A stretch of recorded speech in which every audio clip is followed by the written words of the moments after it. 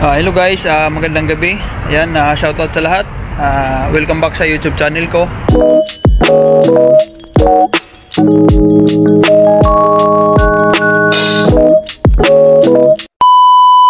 Yung mga hindi pa nakapag-subscribe dyan, subscribe na guys. And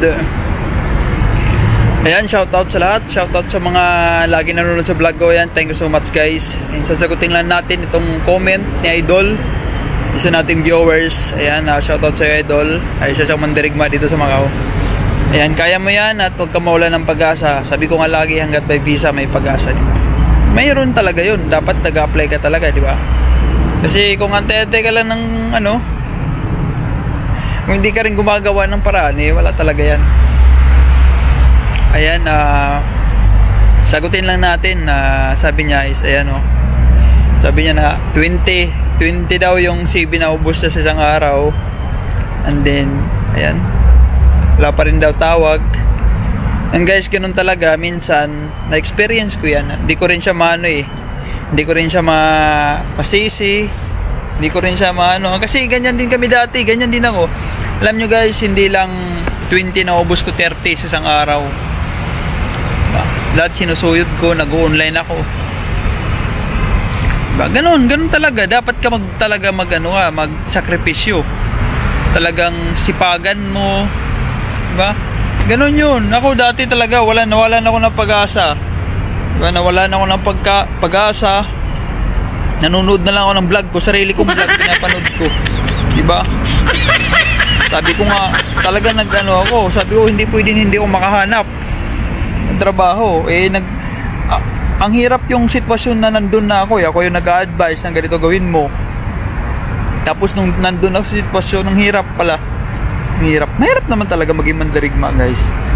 Lalo na iniisip mo laging visa. Huwag mong isipin yung visa mo, basta apply ka lang ng apply. Kasi pag iniisip mo yan, may stress ka, di ka makakapag-focus sa goal mo. Diba? Tapos guys, huwag kayong magsasama sa mga na yan. Huwag kayo, may mga address naman dyan akong nilagay. May mga playlist naman ako dyan sa mga agency. Kayo mismo pumunta. Huwag kayo nakadepende dun sa mga kasama mo. Alam ko, ang dami dyan na ganyan. Ganyan yung mindset na hindi makaalis hanggat wala yung kasama. Alam nyo guys, magsulo kayo sa buhay. Magsulo. Kasi sarili mo lang din yung tutulong sa'yo makahanap ng trabaho dito. Wala ka ng ibang asahan kundi sarili mo lang. Diba? Ganun gawin mo. Kaya nga nagbablog ako, nag-ano ko ng mga agency para makapagsarili na kayo, 'di ba? Inaano ko ng mga location dito ng mga agency para alam nyo na, hindi na yung kailangan mo pa ng kasama. Dati talaga kami, walang nagbablog dito na about ng mga agency kung saan location. Hindi namin alam, basta gala lang kami ng gala dito sa Macau. Kung ano makita namin ng agency, yun na yun. Unlike ngayon na mayroon ng vlogger sa kamote na may vlog dun sa mga agency kung saan na yun. Ganun. Kaya pwede na kayo magsulo. Dati wala, di pwede magsulo. Ngayon pwede na magsulo kasi may mga location na yung search nyo lang yung Kamote TV playlist, mga agency dito sa Macau, lalabas na yun, playlist yun, mga agency, puntahan nyo. Diba? Ganun talaga minsan, nawawalan ka ng pag-asa. Parang gusto mo nang sumuko. Ganun. Pero guys, nandito na kayo. Lubos-lubusin nyo na. Ibigay nyo na yung the best nyo. Kasi wala andyan na yan. And para sa future nyo yun. Isipin nyo isipin mo yung araw mo dito sa Macau. Isipin mo yung yung sakripisyo mo. Makapunta lang dito sa Macau. Tapos, di ba? Huwag ka talagang uuwi hanggat di ka nakakahanap ng trabaho. Yung dapat yung goal mo. Kasi pag umuwi ka ng Pinas na wala kang dalang magandang balita sa pamilya mo, kung sino man nag-aantay sa'yo sa Pilipinas, is napaka-loser mo talaga nun. Diba? Huwag kang uuwi hanggat di ka nakakahanap ng trabaho. Sabi natin, di ka man nakahanap ngayon, magta-Thailand ka, balik ka dito sa Macau. Huwag kang mag-uwi ng Pilipinas hanggat, di ba? Nakakahiya. Uwi ka na wala kang trabaho. Dapat talaga, pag uwi mo may trabaho ka na. Yun, pag uwi yung bakasyon, ganun. Sipagan mo lang, sipag, dasal at tiyaga. Ganun guys, yun ang gawin mo. Yung lagi ko sinasabi, na kaya nyo yan. Kasi kami, marami din kami dati na kaya naman namin, di ba? Lahat naman nagkaroon ng trabaho. Kaya huwag ka mawala ng pag-asa. Kung nabigo ka man once, second nabigo ka, pangatlo nabigo ka, huwag ka talaga titigil, di ba? May mga perfect time guys na talagang binibigay si Lord. O hindi ka muna ngayon kasi itong trabaho na to is andun pa yung isa, di ba? Inaantay pa matapos yung kontrata. Matapos yung visa, ikaw papalit, eh, wala pa pala, 5 months pa. Ganun dapat. Positive ka lagi at huwag ka mag-isip ng negative. Kasi pag negative yung iniisip mo, magre-reflect sa'yo yan. Tsaka huwag ka mawala, huwag ka panghinaan ng loob.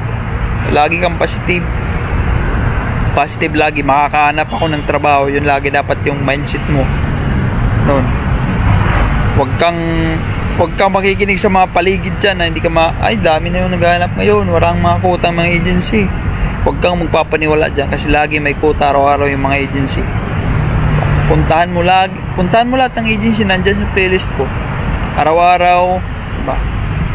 Pagpasok mo ng agency, batiin mo yung mga nandun sa agency, diba?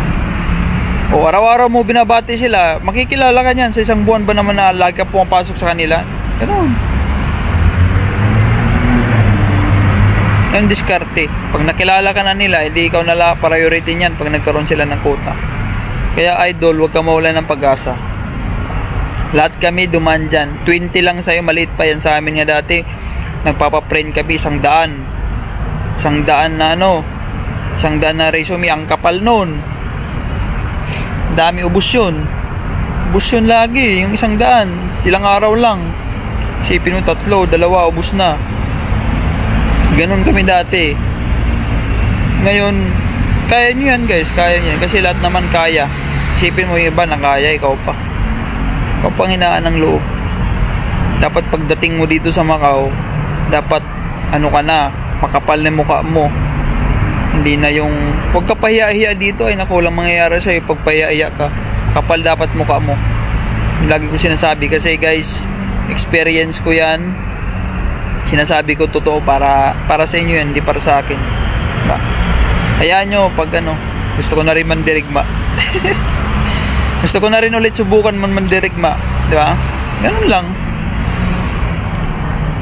Huwag kayong mawala ng pag-asa. Kasi lahat yan guys, makakahanap ng trabaho. Basta wag lang kayo susuko.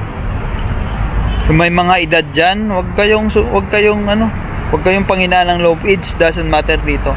Hanggat nakitaan ka ng malakas ka pa, physically fit ka pa sa tingin ng tao, hanggat di ka pa nakatungkod, naka-wheelchair, pwede ka dito sa Macau magtrabaho. Kung isipin yung edad.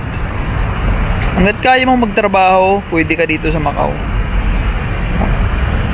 Huwag niyo isipin na may edad na kayo, bata pa kayo. Hanggat kaya mo na magtrabaho, pwede ka dito sa Macau. Yan, mga 22, pataas, 20. Iba-iba kasing physically natin guys eh.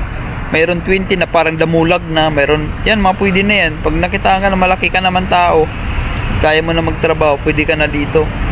At saka pag nagano kayo guys, interview, huwag kayong parang mahina. Dapat energetic kayo.